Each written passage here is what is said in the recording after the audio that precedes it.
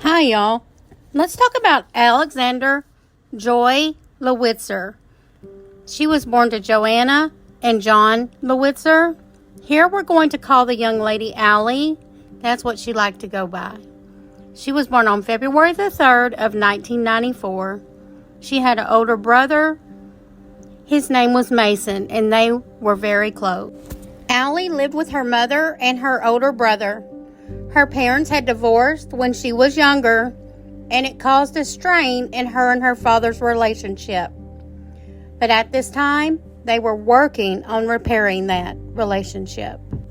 Allie loved reading books. She loved art. She was known as being a creative person. She loved singing, and she even did some performing. She was very athletic. She played softball. She was in the marching band until the 9th grade. She loved makeup, and she would express herself through her makeup. She had a good group of friends. She had her first boyfriend, and she had just gotten her first job at Burger Barn, and she was 16 years old. She loved her phone, and she would be glued to it. But back in those days, there was no iPhones. Allie's mom says she was extremely kind and very loving person. She was very creative, very artistic. She loved her family. Allie had a teacher in grade school that had them to start journaling in like the 4th or 5th grade.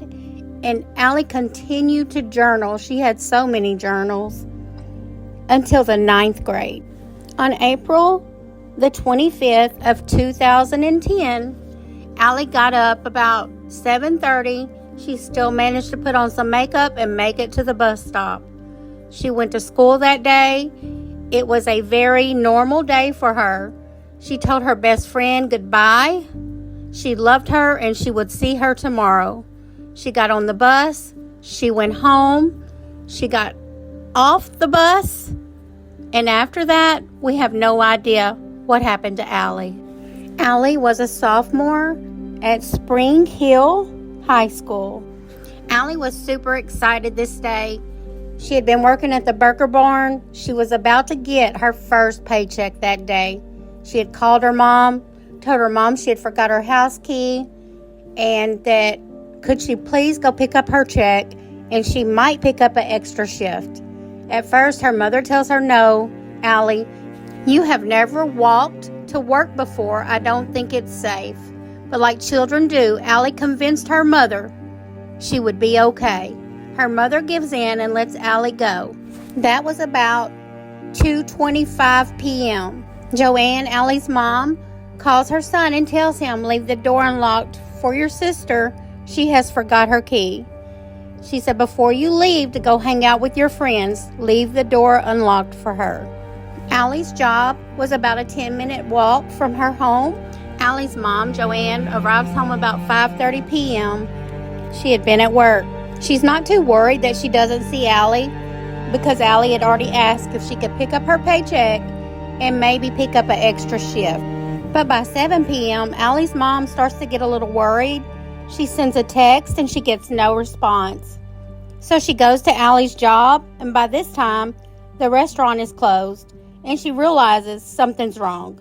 She spoke with Allie's boyfriend. She actually went to his home, and she was not there. She starts to call all Allie's friends. She calls Allie's dad, John, her father, and her mom, her brother also, and some of his friends all start searching for Allie, driving the roads. They do this until midnight. They go home at midnight, I'm going to say about midnight, and they call Harris County Sheriff's Department. So by now it is April the 26th of 2010. Allie and her family lived in Spring, Texas. It was about 20-some minutes from Houston, Texas. Allie was only 16 years old. When they call Harris County Sheriff's Office, it would ring at Precinct 4. A female deputy comes to their home. She enters the home, looks around a little bit, and automatically says, "She's probably just mad. Let her cool off. She will be back. When she comes back, give us a call." No police report was filed. Nothing was done. The next morning, at about 9 a.m., there's still no Allie. Can you imagine going to bed at night wondering where your 16-year-old child is?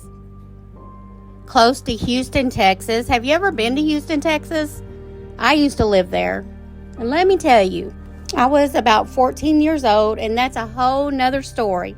Her mom gets up, she calls the police department back at about 9 a.m. and tells them Allie is still not home. Someone does come out, and they kind of do look around Allie's room, and all they say is she is a runaway. Allie had took nothing with her, none of her belongings.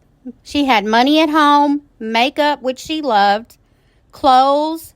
She took nothing. This family was telling these local police, our daughter did not run away. These authorities were not hearing that whatsoever. That was the first thing they went to. She is a runaway. With no help from local law enforcement, Allie's father, John, starts to do things on his own. He tracks down that bus Allie was on when she came home. He gets the video footage. You can see Allie exiting the bus. You can see two males exiting the bus with her at the same bus stop. You can see Allie walking towards her job.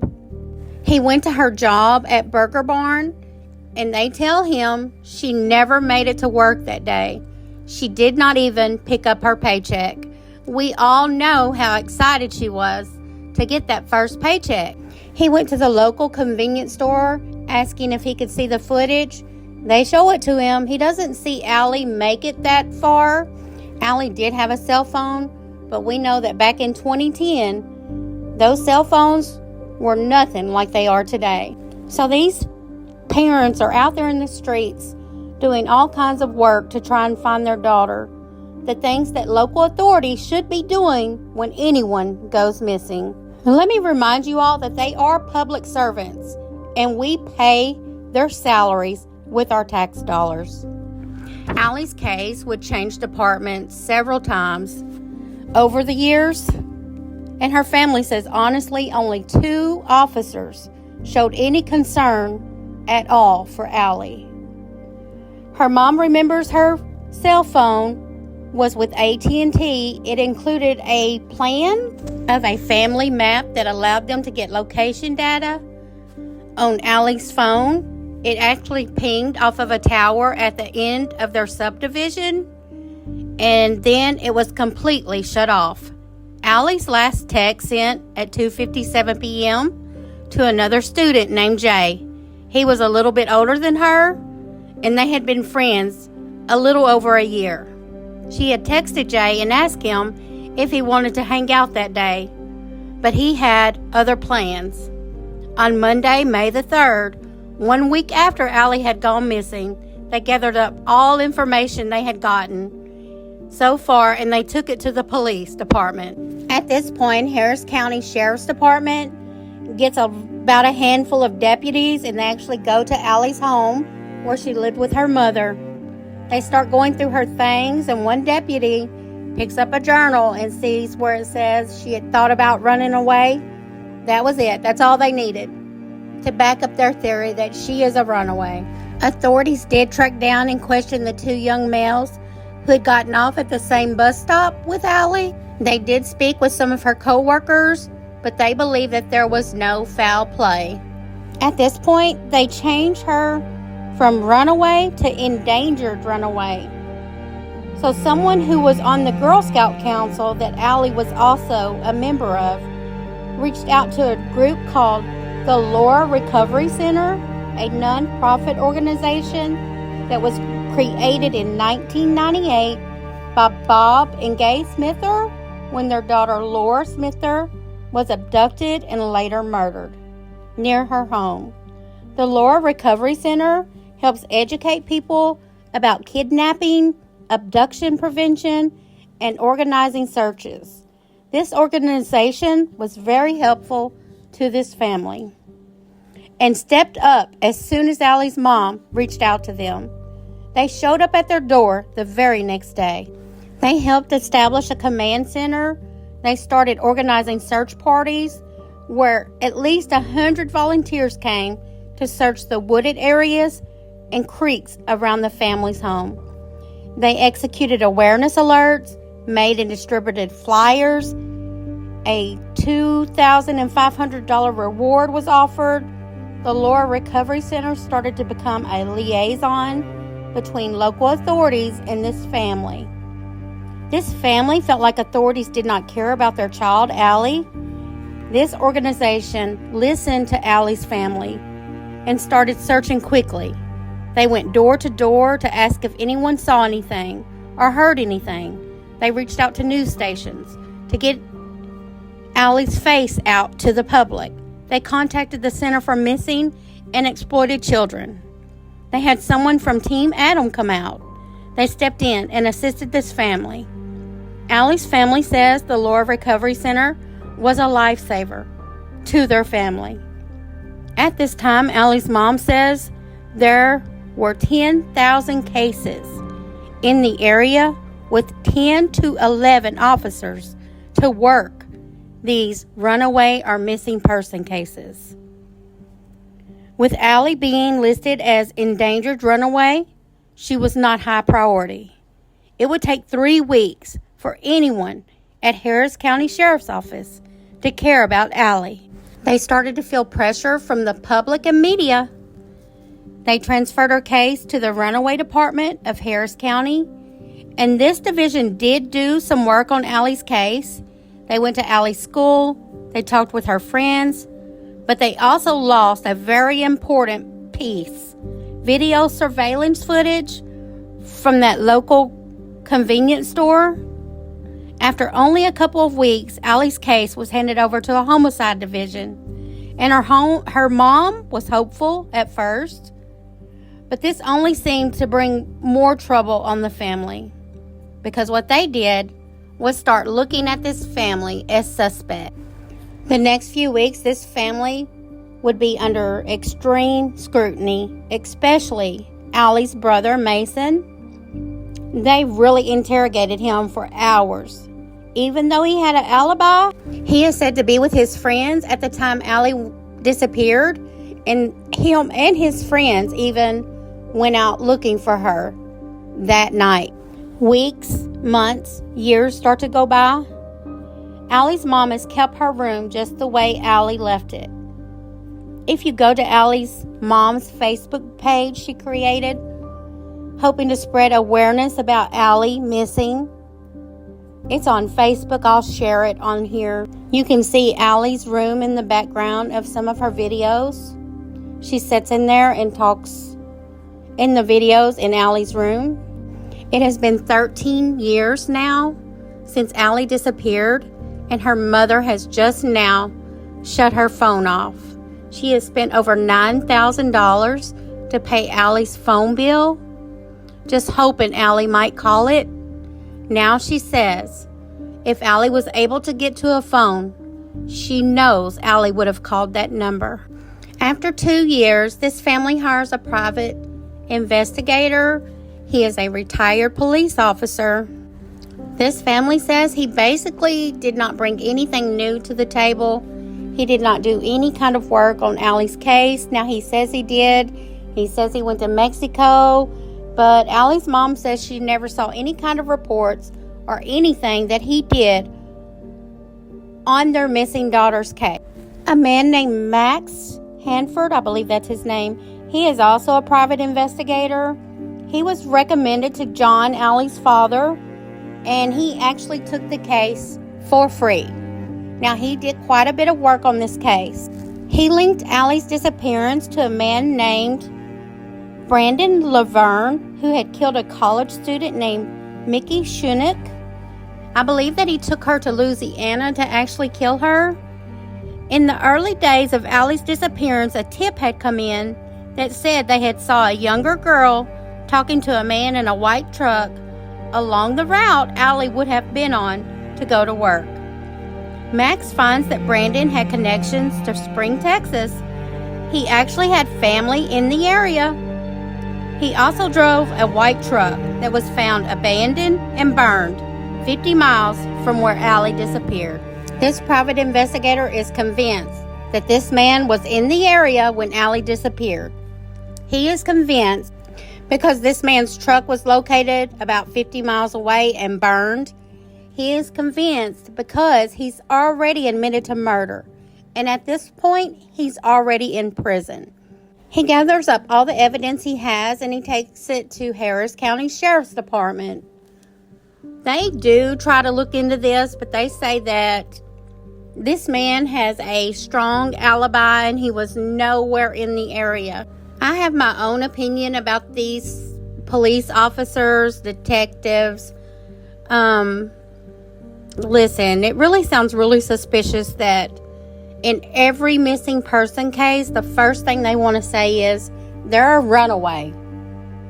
I just don't believe all these people are running away. So in the early days of Allie's disappearance, they had a command post, remember, and a tip had actually come in and gave the license plate number to a man.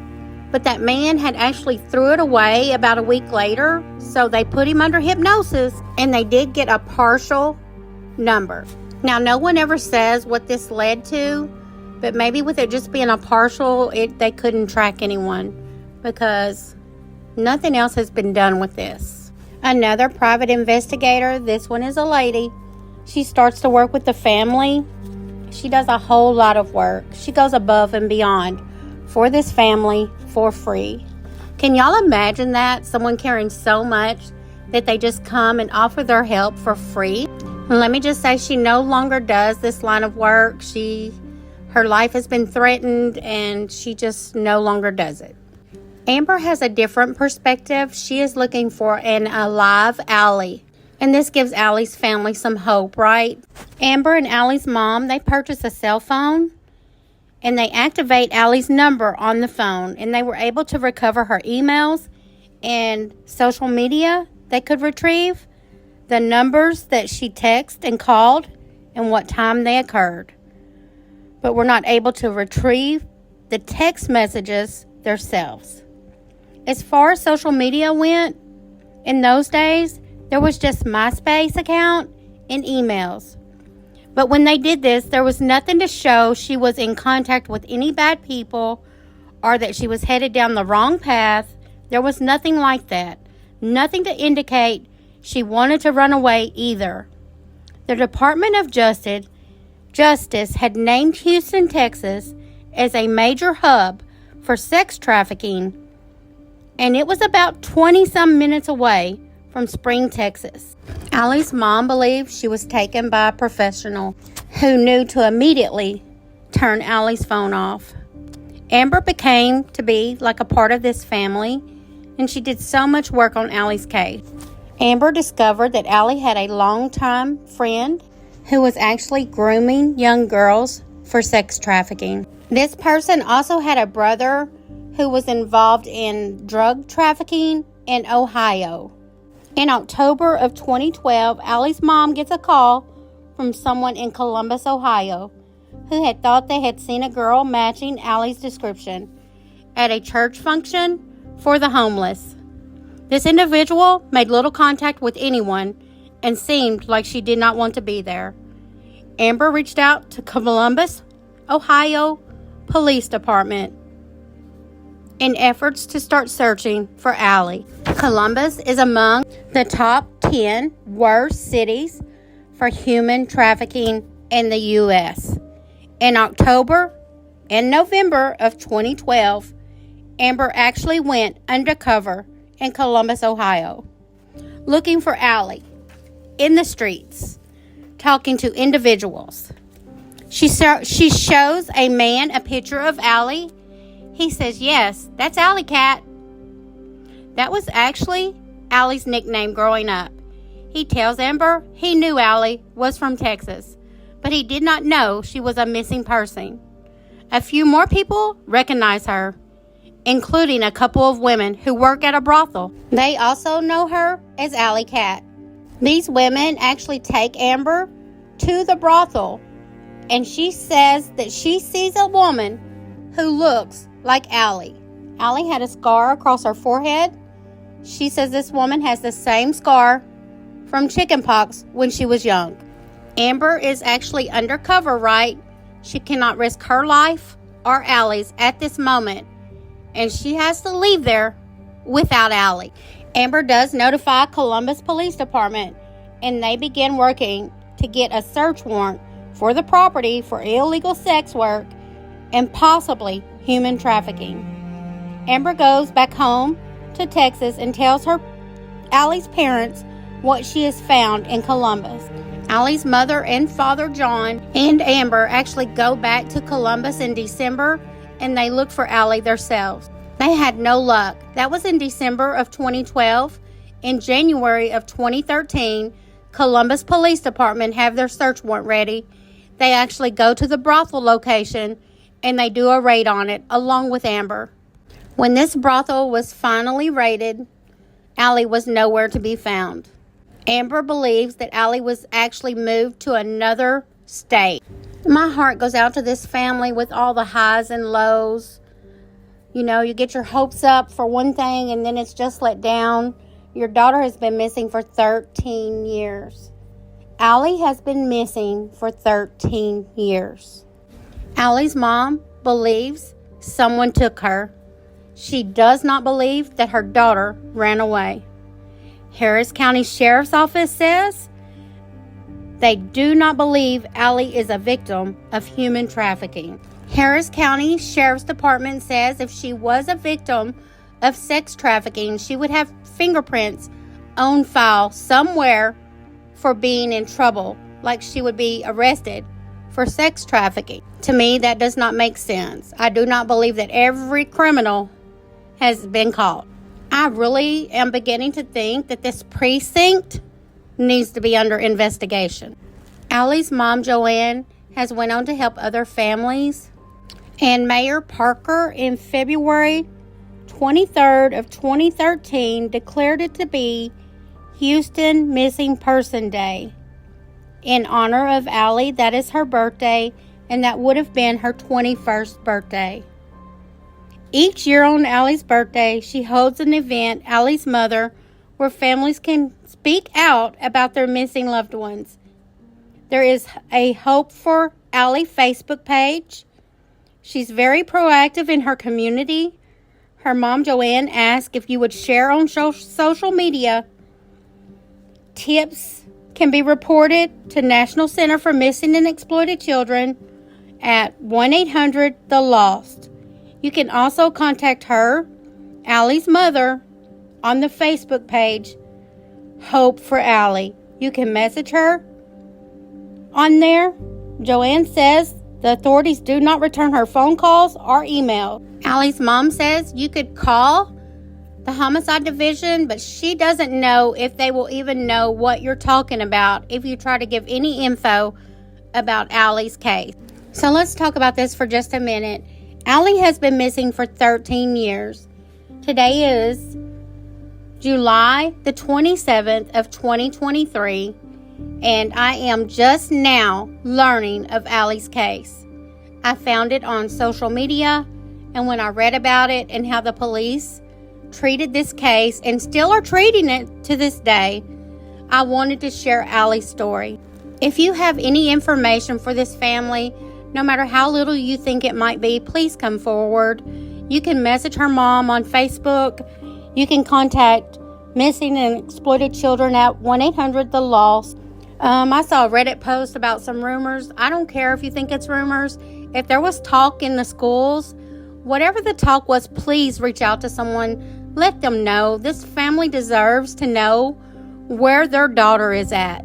Allie, if you're out there and you hear this, your mother loves you and she misses you. Please reach out to her.